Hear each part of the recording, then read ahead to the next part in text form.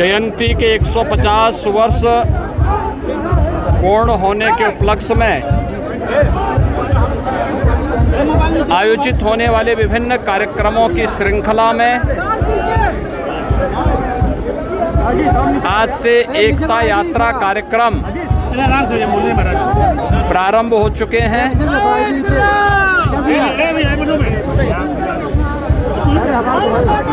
हम सब जानते हैं कि 31 अक्टूबर राष्ट्रीय स्तर पर लौह पुरुष सरदार वल्लभ भाई पटेल की जयंती का आयोजन हो सके। श्रद्धेय अटल बिहारी वाजपेयी जी जब प्रधानमंत्री थे, उन्होंने इस कार्य को आगे बढ़ाया था। प्रधानमंत्री के रूप में जब आदरणीय मोदी जी आए तो उन्होंने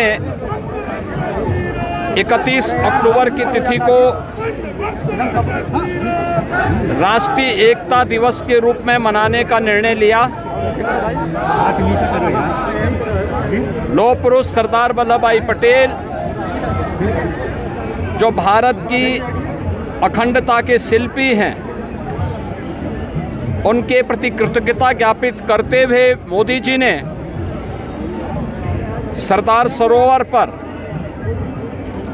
नर्मदा नदी के तट पर गुजरात के केवड़िया में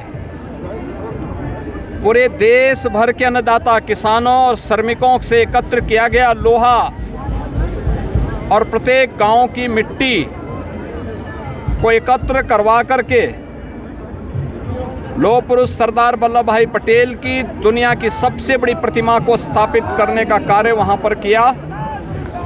आज वह दुनिया का टूरिज्म का एक बेहतरीन केंद्र के रूप में स्थापित हुआ है।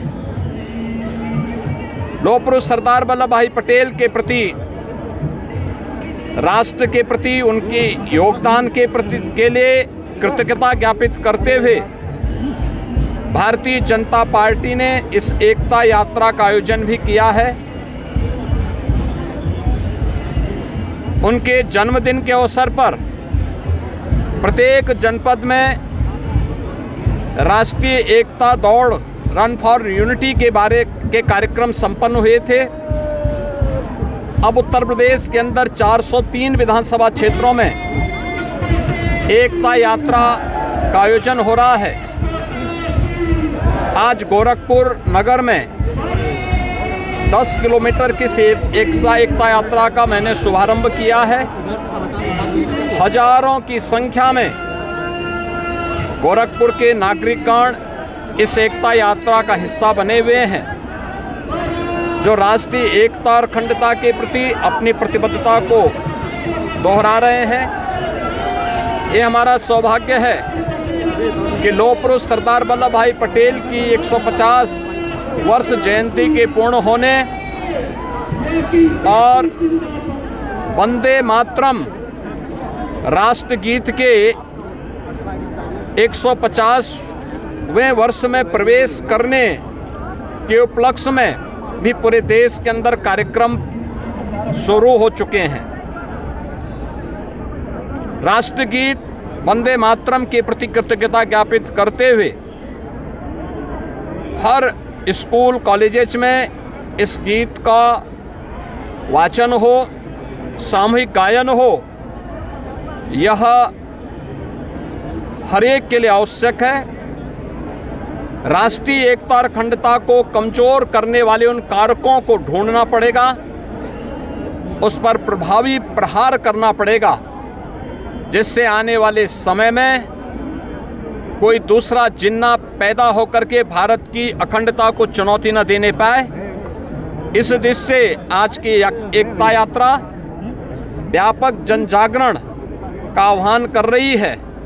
लौह पुरुष सरदार वल्लभ भाई पटेल ने भी देशवासियों का आह्वान किया था कि स्वतंत्रता का मतलब केवल आज़ादी नहीं, बल्कि राष्ट्र के प्रति हमारी जिम्मेदारियों का एहसास हमें कराता है। देश के युवाओं के लिए भी उन्होंने कहा था कि जिस देश का युवा जागरूक होगा, जागृत होगा, उस देश में कभी गुलामी नहीं आ सकती। हमें इन दोनों बातों को ध्यान में रख कर के सदैव आगे बढ़ना होगा। ये राष्ट्रीय एकता इसी बात को आगे बढ़ाने का कार्य कर रही है। इस अवसर पर मैं एक बार फिर से लौह पुरुष सरदार वल्लभ भाई पटेल की स्मृतियों को नमन करता हूं। प्रदेशवासियों की ओर से उन्हें विनम्र श्रद्धांजलि अर्पित करता हूं और इसके साथ ही राष्ट्रगीत वंदे मातरम के रचयिता बंकिम चंद्र चट्टोपाध्याय की स्मृतियों को भी नमन करते हुए इन्हें विनम्र श्रद्धांजलि अर्पित करता हूं।